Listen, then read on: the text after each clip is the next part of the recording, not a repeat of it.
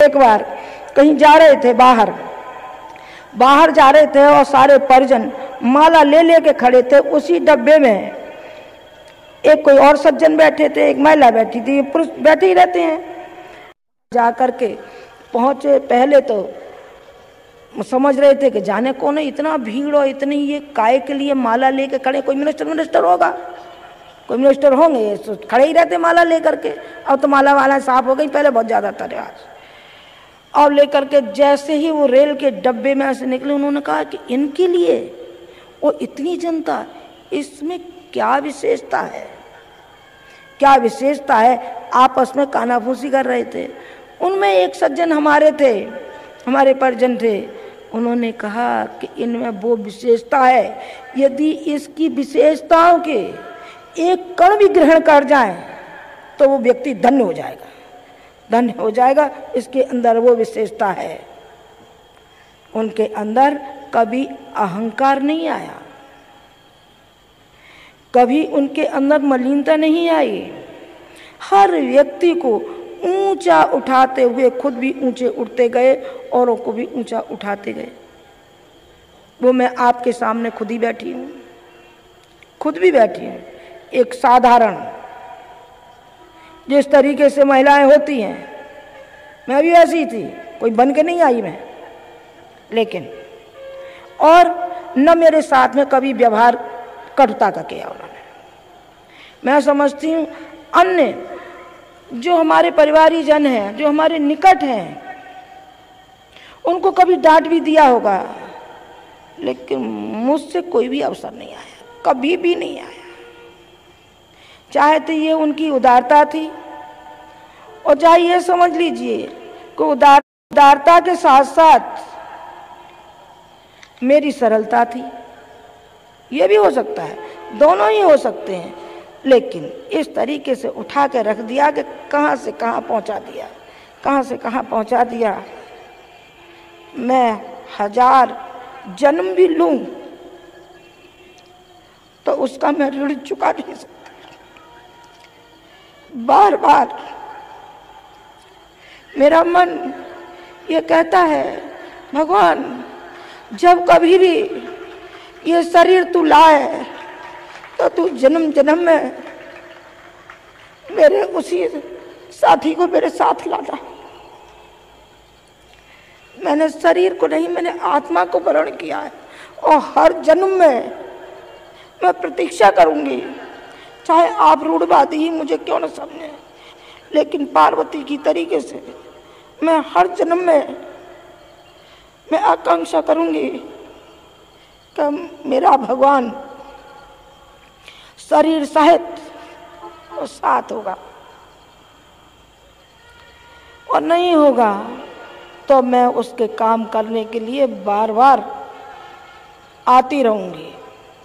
ये मेरा भी दृढ़ संकल्प है, उसी का काम करने के लिए आऊंगी, क्योंकि उसका जो लगाया हुआ ये पौधा है, ये पौधा बड़े श्रम से बनाया गया है, बड़ी इसके अंदर उनका श्रम, उनकी तपस्या, उनकी साधना, आराधना इसमें लगी हुई है। मैं अपने पौधे को ऐसे नष्ट नहीं होने दूंगी, सूखने नहीं दूंगी, चाहे और ही ज्यादा बुढ़ापा क्यों ना आ जाए, मैं उसको बुढ़ापे को तो स्वीकार करूंगी, लेकर अंतर आत्मा की जो जीवट है उसको बूढ़ी नहीं होने दूंगी, मैं बिल्कुल नहीं होने दूंगी। मेरा सच्चा समर्पण है, सच्चा समर्पण है तो जी जान से वो कोशिश करूंगी। जैसा कि बच्चियों ने अभी वो गीत गाया था कि शपथ हम आपकी लेते हैं, आपके पद चिन्हों पर चलते रहेंगे।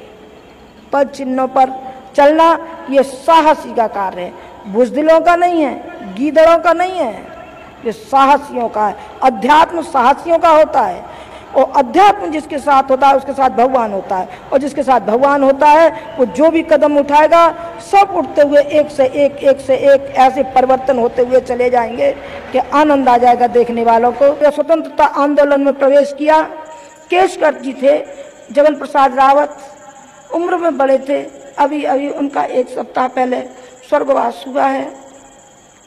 बड़े आत्मीय जन थे वो, बहुत ही उनका स्नेह भाव रहा। तो केसकर जी ने कहा कि रावत जी, कौन ऐसा मिल सकता है, कोई वॉलंटियर ऐसा मिल सकता है क्या, तो जो इस संगठन के लिए अपनी जी जान लड़ा सके। उन्होंने कहा बिल्कुल एक वॉलंटियर हम आपको देते हैं।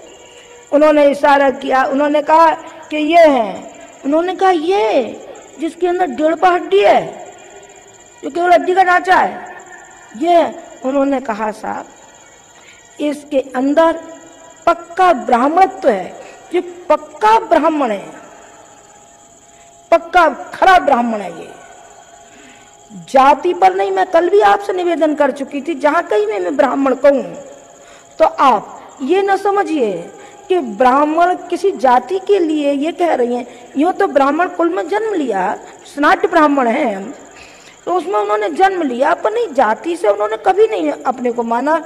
उन्होंने गुण कर्म के उससे ब्राह्मणत्व की स्थापना अपने अंदर की और दूसरों को ब्राह्मणत्व की ओर लेते चले गए।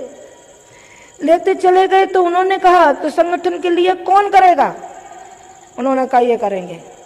उन्होंने कहा कि क्या कर सकते हो। उन्होंने कहा जो आप बताएं सो कर सकते हैं, कि इनके लिए भोजन की व्यवस्था आपको करनी है। कहा बिल्कुल करनी है साहब, बिल्कुल करेंगे। और घर घर जाते थे, एक मुट्ठी अनाज, एक मुट्ठी अनाज, एक मुट्ठी अनाज मांगते हुए चले जाते थे, और उससे उस संगठन की उदर पूर्ति होती थी। और जो भी केसकर जी लाते थे सब उनकी झोली में पड़ता था। उन्होंने कहा मत्त जी नाम पड़ा था, पीछे पड़ा था उनका मत्त जी नाम। तो उन्होंने कहा मत्त जी कहीं ऐसा तो नहीं, जबान के हल्के तो नहीं हो।